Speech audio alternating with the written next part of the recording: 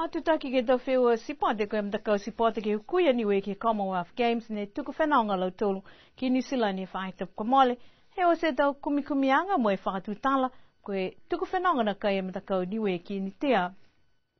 Hako alonga e tahoko toki kua nā kai mitaki ke motu nā ko in tea pehe mena sahe mtakau niwe ko whapoi he kesi. Whai whakatutala anga whoke mtakau to whiwhili ke oke he mai he motu. Whana mautolu e tautaki taki na fi mo e Christine, Koga General Manager, pia ni mo tau manager mai tau lala.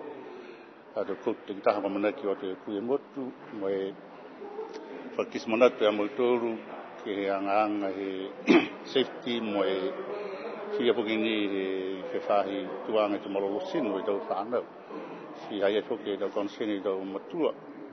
O e mita ki na ngai na kai ke o atu ki intia, o kalata ki na kai o atu, si mai he whonga e mautolu ngafi.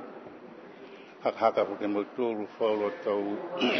e roanga mai Australia, mo New Zealand, ke mitua mautolu kei,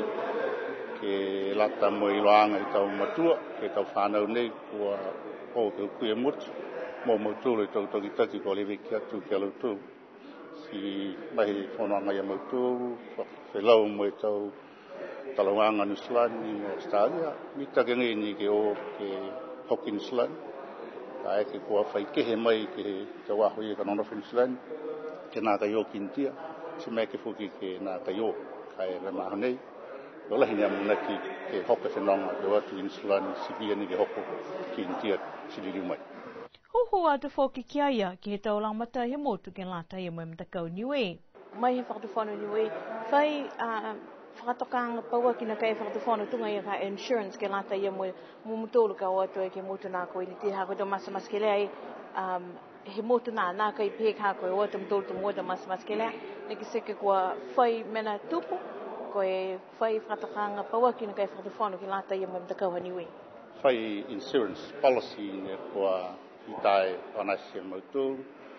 ko mautolu i rangata ngā whakawhanu, ni o atu me kau, moa mautolu he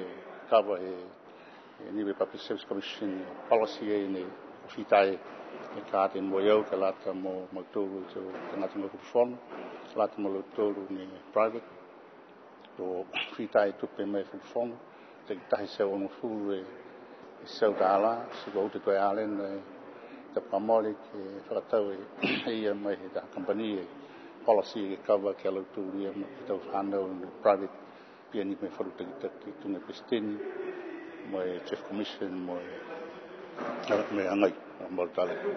Koe mga honei, no nofo ngai e mtakau niwe i New Zealand, mo e amana ki ke toko whanga furu matolo alo tolu, ka watu ki ni tia ke hukui a niwe.